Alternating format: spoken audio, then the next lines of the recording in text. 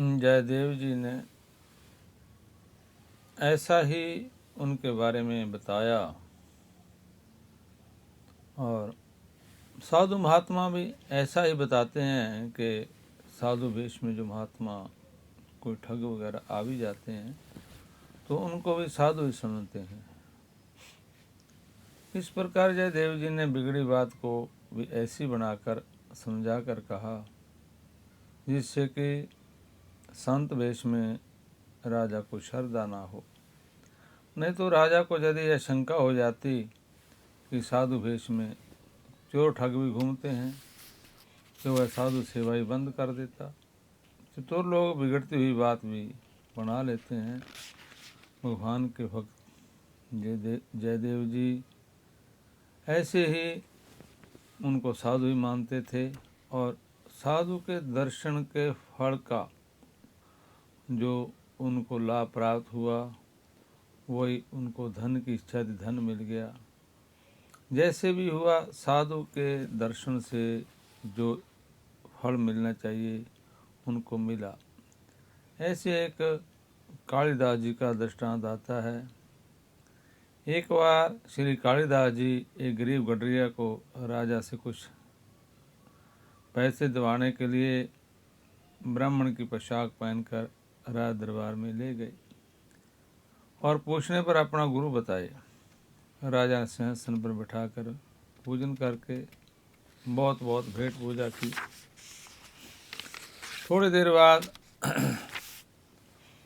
गडरिया को भेड़ों की याद आई तो वह स्वभावश तर तर कहने लगा। जब उसकी भेड़ों को हाँकने की बोली थी राजा की समझ में नहीं आ रहा था कि यह क्या कह रहा है। तो कालिदास जी ने सोचा कि यदि कहीं पोल खुल जाएगी तो बड़ी बदनामी होगी। अतः तुरंत बात बनाकर बोले, महाराज यह आपको आशीर्वाद दे रहा है कि अब आप कुल से तर गए। यह सुनकर राजा बड़े प्रसन्न हुए। ऐसे तरह जो भगवान के भक्त होते हैं वो आशीर्वाद के रूप में ही सभी को देखते हैं। श्री जयदेव जी की आज्ञा से राजा किंदुबिल आश्रम से उनकी पत्नी श्री पद्मावती जी को ले आया और दोनों का मिलाप कराया। श्री पद्मावती जी रानी के निकट रनिवास में रहने लगी। एक दिन जबकि रानी भी पद्मावती के निकट बैठी थी उस समय किसी ने आकर रानी को सूचित किया कि तुम्हारा एक भाई शरीर छोड़कर देवलोकवासी हुआ और तुम्हारी भाभियों में से एक सती हो गई। किसी ने विरह दुखवश अपने अंगों हाथ पैर आदि को काट डाला और के दौड़कर चिता में कूद पड़ी। यह सुनकर रानी को अत्यंत आश्चर्य हुआ कि हमारी भाभी कितनी बड़ी सती साध्वी थी। श्री पद्मावती को कुछ भी आश्चर्य न हुआ। जैसा सुनकर फिर पद्मावती जी ने रानी को समझाया कि पति के स्वर्गवासी होने पर उनके मृतक शरीर के साथ जल जाना उत्तम पतिव्रता सूचक है, परंतु अनन्य प्रीति की जय रीति नहीं है। इससे सच्चे प्रेम का परिचय नहीं मिलता है। इष्ट के वियोग में उसका भजन करके प्रेम पुष्ट करना अच्छा है, पर जल जाना तो प्रेम के बिल्कुल विपरीत ही है। यदि पूछो कि सच्चे प्रेम का क्या प्रमाण है तो वह यह है कि जब अपने प्रियतम के प्राण छूट जाएं और अपने प्राण भी उसी समय शरीर को छोड़कर साथ चले जाएं। ऐसे ही बहुत कथाएं आती हैं। पद्मावती जी ने रानी की भाभी की प्रशंसा नहीं की। इसे रानी ने व्यंग करते हुए कहा कि आपने जैसी बताई ऐसी पतिव्रता हमने तो आज तक नहीं सुनी। ऐसी तो केवल आप ही हो। समय पाकर सब बात रानी ने राजा से कहकर फिर ज्यों कहा, आओ स्वामी जी को थोड़ी देर के लिए बाग में ले जाओ, तब मैं यह देखूंगी कि इनकी पति में कैसी प्रीति है। राजा ने रानी का विचार सुनकर कहा कि तुमने यह बात बहुत ही बुरी विचारी है, उनकी परीक्षा क्यों लोगी, मेरे गले पर छुरी चलावेगी। जब रानी ने बड़ा हठ किया तब राजा ने उसकी बात मानकर वैसा ही किया, जिससे रानी को पद्मावती के वाक्यों में विश्वास हो जाए।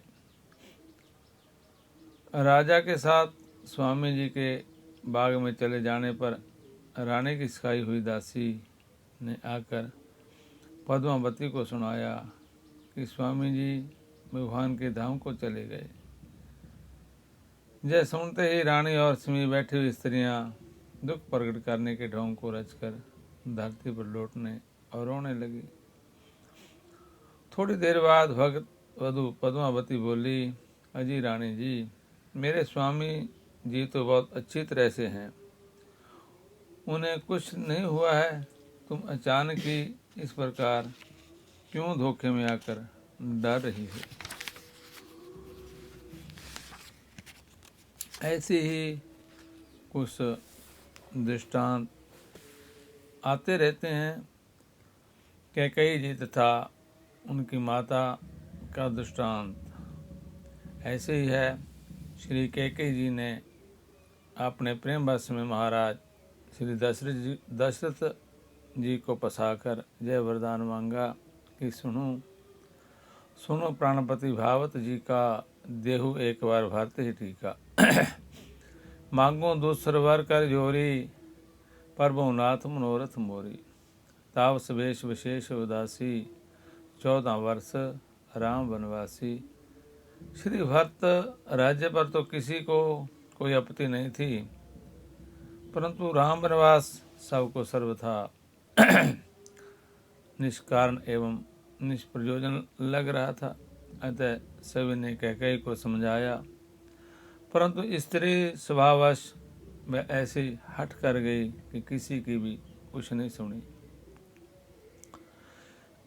पति दशरथ ने त्याग दिया, पुत्र भरत ने त्याग दिया, प्रजा परिजन ने त्याग दिया कैकेयी को, परंतु कैकेयी ने अपना हठ नहीं त्यागा, अक्षयापजय स्वीकार कर लिया, परंतु हठ छोड़ना स्वीकार नहीं किया।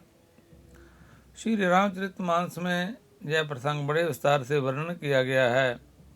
कैकेयी जी की माता के हठ के संबंध में कथा इस प्रकार से कही जाती है कि कैकेयी के पिता कैकेय नरेश महाराज अश्वपति जी एक महात्मा के प्रसाद से सभी प्राणियों की बोली भाषा को जानते थे। श्री वाल्मीकि रामायण के अनुसार राजा एक बार जिरम्ब नाम के पक्षी की बोली समझ कर हंसे थे। परंतु किंवदंती यह है कि राजा भोजन कर रहे थे, रानी परस रही थी, अतः वह बैठी थी। उस समय चींटी राजा के थाल से चावल का कण लेकर जा रही थी। मार्ग में एक चींटा मिला, उसने चींटी से कहा कि तुम यह कण मुझे दे दो और स्वयं दूसरा ले आओ। चींटी ने कहा, तुम्हें दूसरा क्यों नहीं ले आते? चींटा ने कहा, वह जय है कि मैं हूँ शूद्र और तुम हो ब्राह्मणी। राजा सनातन धर्मी है, मेरे द्वारा थाल में से कण निकाले जाने पर वह मुझ शूद्र का जूठा हो जाने से राजा खाने योग्य नहीं रह जाएगा, परंतु तुम्हारा ज्येष्ठ खाने में कोई दोष नहीं है। चींटी और चींटा की जवाब सुनकर राजा हंस गए कि देखो इन क्षुद्र जंतुओं में कितना धर्म विवेक है। यह देखकर रानी ने हंसने का कारण पूछा। राजा बोला कि हमें बताने की आज्ञा नहीं है, बताने से हमारी मृत्यु हो जाएगी। रानी ने क्रुद्ध होकर कहा, चाहे मरो चाहे जियो, परंतु हंसने का रहस्य हमें तो बता ही दो। राजा बड़े संकट में पड़ गए, उनकी भई गति सांप सुंदर केरी। श्रीमद् वाल्मीकि रामायण के अनुसार तो संयोग से वही महात्मा आ गए जिनका इन्हें वरदान था, और इन्होंने राजा को समझाया कि स्त्री के हठ की परवाह नहीं करना, वह मरे चाहे जिए, खुश रहे चाहे राज्य हो, खुश रहे चाहे रंज रहे, बताना कदापि नहीं। राजा ने महात्मा की बात मानकर पत्नी का परित्याग कर दिया, परंतु बताया नहीं। परंतु जनश्रुति जय है कि राजा अश्वपति पत्नी के हठ को ठुकरा ना सके, और बताने से मृत्यु निश्चित है। ऐसा विचार किए कि किसी तीर्थ में मरूं तो अच्छा हो। फिर कंस्या ही मरण मुक्ति का स्मरण करके अपने समाज सहित काशी को प्रस्थान किए। मार्ग में एक जगह जंगल में पड़ा हुआ था, उसके समीप भी एक ध्वस्त कुआं था। बकरियों का झुंड चरता चरता कुएं के समीप आया। एक मांचली बकरी ने जमात के बकरे से कहा कि देखो, कुएं में घास का कैसा बढ़िया लच्छा लटक रहा है, तुम उसे मेरे लिए ला दो। बकरे ने स्थिति का अध्ययन करके कहा कि उस घास के लाने से प्राण संकट में पड़ सकते हैं, अतः तुम उसके लिए आग्रह मत करो। परंतु बकरी जिद पूर्वक बोली कि चाहे जो भी हो, तुम तो उसे ले ही आओ, तब तो मैं समझूंगी कि तुम मुझ पर प्रेम करते हो, अन्यथा मैं तुमसे अलग हो जाऊंगी। बकरे ने 2-4 बार समझाया, परंतु जब बकरी नहीं मानी तो बकरे ने रोष में भरकर बकरी को 4 से सींग मारा। वह चैं मैं बोलने लगी। बकरे ने तम कर कहा कि मैं राजा अश्वपति थोड़े ही हूँ जो स्त्री के कहने में आकर काशी मरने जा रहा हूँ। तो स्त्री के कहने में आकर काशी मरने जा रहे हैं। यह कहकर बकरे ने फिर 2-4 सींग मारा। बकरी मिमियाने लगी कि अब मुझे मत मारो, अब मैं कभी ऐसा नहीं कहूँगी। राजा जब सब देख सुन रहे थे, उन्हें भी प्रसंग से प्रेरणा मिली। वह भी रिस में भरकर हाथ में कोड़ा लिए और 4 कोड़े रानी को लगाए। एक ही बार की मार में रानी के अकल ठिकाने आ गई। राजा घर लौट आए। कहने का तात्पर्य यह है कि स्त्रियों का हठ बड़ा ही दुर्निवार होता है। गोस्वामी ने लिखा है कि कहा ना पावक जार सक, कहा ना समुद्र समाये, कहा ना करे अबला प्रबल, कहे जय काल ना खाए। श्री कबीरदास तो स्त्रियों से इतना डरते थे कि लिखते हैं कि जहाँ जरावे कामनी तहाँ ना जाओ कबीर, खे उड़े अंग ही लगे दाहें सकल शरीर। इससे तो भगवान ही बचावे। एक भक्त कहते हैं,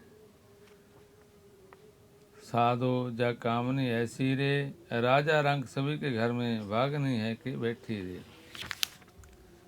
ऐसी पद्मावती जी उस समय श्री स्वामी जी का ध्यान कर रही थी। ध्यान में से स्वामी जी पूर्ण स्वस्थ और प्रसन्न दिखाई दे रहे थे और राजा से सत्संग वार्ता कर रहे थे।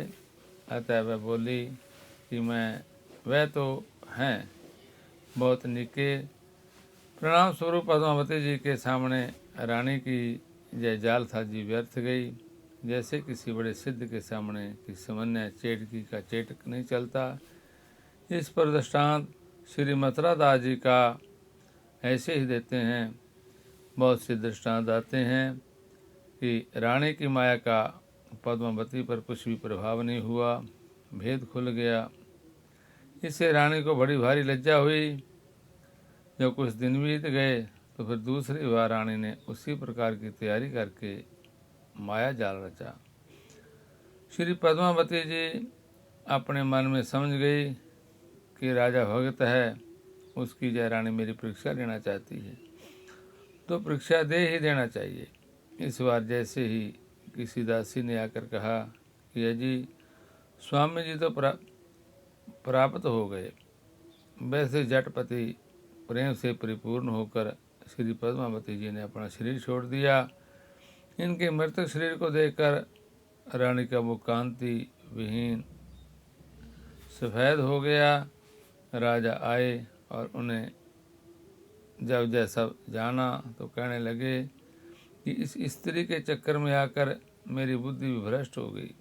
इस पाप का यही प्रायश्चित है कि अब मैं भी जल जाऊं। राजा ने जलने के लिए चिता तैयार कर ली।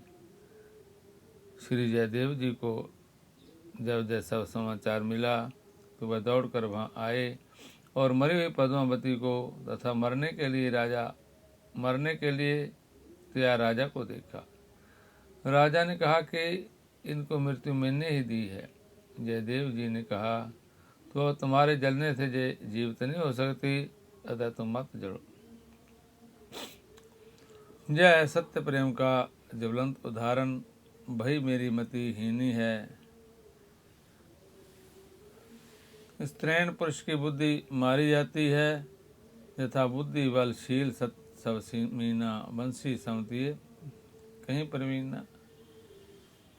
राजा के अंतरंग अनुचरों ने जब राजा का अभिप्राय समझ लिया तो उन्हें जाकर स्वामी जी को सूचना दी, क्योंकि जैसे स्त्री हट प्रसिद्ध है वैसे राजहट भी अति प्रसिद्ध है। अब राजा भी यदि मान सकते हैं तो केवल स्वामी जी की बात, अन्यथा और किसी की नहीं मानेंगे। अतः स्वामी जी को शीघ्र ले आए। तो राजा ने कहा महाराज अब तो मुझे जल ही जाना चाहिए, मुझसे जीवित नहीं रह जाएगा, क्योंकि मैंने आपके सभी प्रदेशों को धूल में मिला दिया, नष्ट कर दिया, हृदय में धार नहीं किया, उससे कुछ भी लाभ नहीं उठाया। श्री जयदेव जी ने राजा को अनेक प्रकार से समझाया, परंतु उसके मन में कुछ भी शांति नहीं मिली। तब आपने गीत गोविंद की एक अष्टपदी का गान आरंभ किया। संगीतवती से अलाप करते ही पद्मावती जीवित हो गई। इतने पर भी राजा लज्जा के मारे मरा जा रहा था और अपनी आत्महत्या कर लेना चाहता था। उसे जीवित नहीं रह जाता था। मैं बार बार मन में सोचता था कि ऐसे महापुरुषों का संग पाकर भी मेरे मन में भक्ति का लेश मात्र भी नहीं हो आया, अतः मुझे धिक्कार है।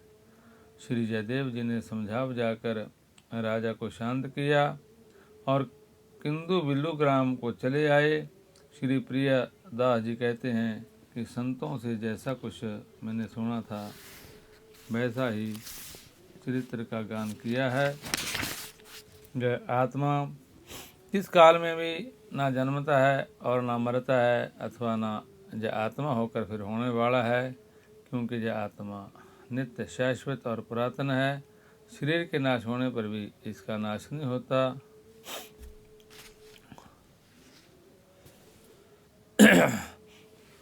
ऐसे ही पद्मावती जी ने भी जीवित होकर श्री जयदेव जी के स्वर में स्वर मिलाकर गाया। भक्ति ले सुन आयो है। अहरनिश जयदेव जी का सत्संग करते रहने पर भी राजा को भक्ति लेश भी क्यों ना मिला। समाधान मन तोरे में संसार में तन है साधन संग, तुलसी जही बजोगते लागत नहीं हरि रंग।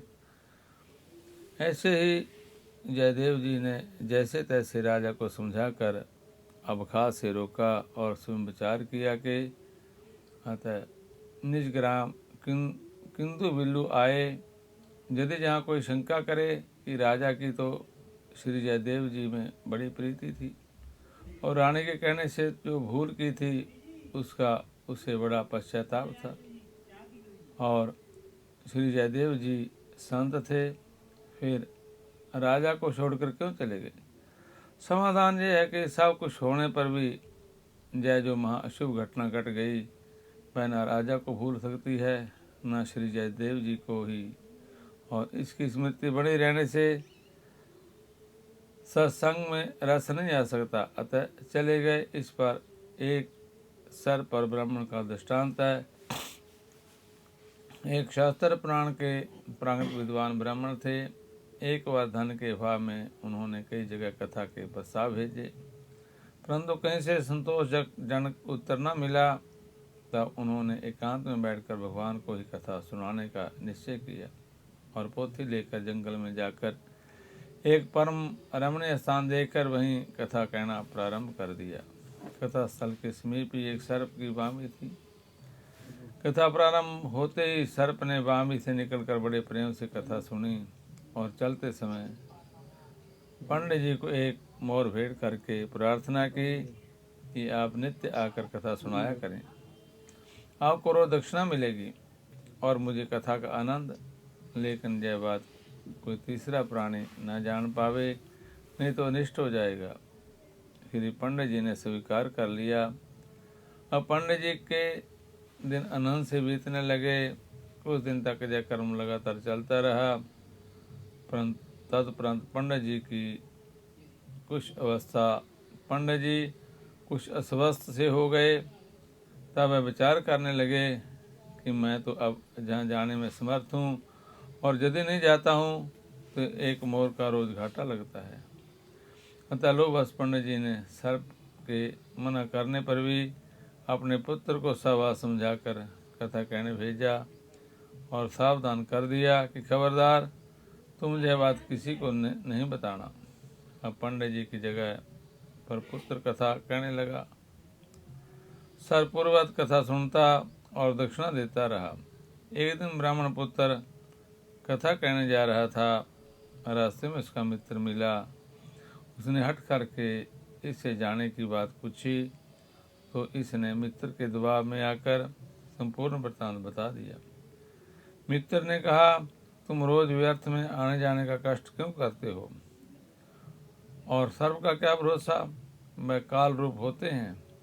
तुम तो सर्प को मारकर सामोरे एक ही बार खोद लाओ। मूर्ख ब्राह्मण पुत्र मित्र की बातों में आ गया। दूसरे दिन जब वह कथा कहने गया तो साथ में एक डंडा लेते गया और जब सर भेंट करके जाने लगा तो उस पर बड़े जोर से प्रहार किया। संयोग से सर्प की पूंछ में चोट आई, अतः वह मरा नहीं। सर्प ने क्रोध करके ब्राह्मण पुत्र को डस लिया। वह तत्काल मर गया। ब्राह्मण देवता अपनी भूल पर बहुत ही पछताए। जब वह स्वस्थ हो गए तो फिर पहले की तरह कथा कहने गए। तब सर्वाम्बी से निकलकर 5 मोहरे देकर बोला, पंडित जी अब कथा सुनाने नहीं आना। ऐसे ही श्री जयदेव जी भी सोच विचार कर अपने गांव चले गए। श्री जयदेव जी का जहाँ पर आश्रम था वहाँ से गंगा जी की धारा 18 कोस दूर थी, परंतु अब नित्य स्नान करते थे। आप अपने में योग की शक्ति रखते थे। जब आपका शरीर अत्यंत वृद्ध हो गया तब भी आप अपने गंगा स्नान के नित्य नियम को कभी नहीं छोड़ते थे। इनके बड़े भारी प्रेम को देखकर इन्हें सुख देने के लिए रात को स्वप्न में श्री गंगा जी ने कहा, अब तुम स्नानार्थ इतनी दूर मत आया करो, केवल मेरा ध्यान में ही स्नान कर लिया करो। धारा में जाकर स्नान करने का हठ मत करो। श्री जयदेव जी ने इस आज्ञा को स्वीकार नहीं किया। तब फिर गंगा जी ने स्वप्न में कहा, तुम नहीं मानते हो तो मैं ही तुम्हारे आश्रम के निकट सरोवर में आ जाऊंगी। तब आपने कहा, मैं कैसे विश्वास करूंगा कि आप आ गई। गंगा जी ने कहा, जब आश्रम के समीप जलाशय में कमल खिले देखना तब विश्वास करना कि गंगा जी आ गई। ऐसा ही हुआ। खिले हुए कमलों को देखकर श्री जयदेव जी ने वहीं स्नान करना आरंभ कर दिया। अब भी लोग जयदेव गंगा में स्नान करते हैं।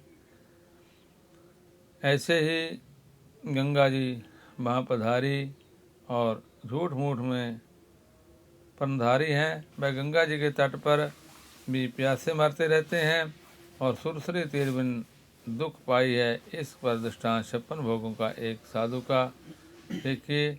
ऐसे ही एक संत की उक्ति है, साईं शक्कर खोर को शक्कर पचावे, वह सुहासी जीव कैर जो घिग आवे। प्रेम देख भारी, प्रेमी और वैरी 3 प्रकार के होते हैं, उत्तम, मध्यम, अधम नर। पान सिकता पानी, प्रीति अनुकर्म जानिए, बैर व्यक्ति कर्मानी। सुखदाई जय श्री जयदेव जी का विशेषण भी है। श्री जयदेव जी ने श्री गीत गोविंद के द्वारा कथा वार्ता सत्संग उपदेश के द्वारा सबको सुख दिया।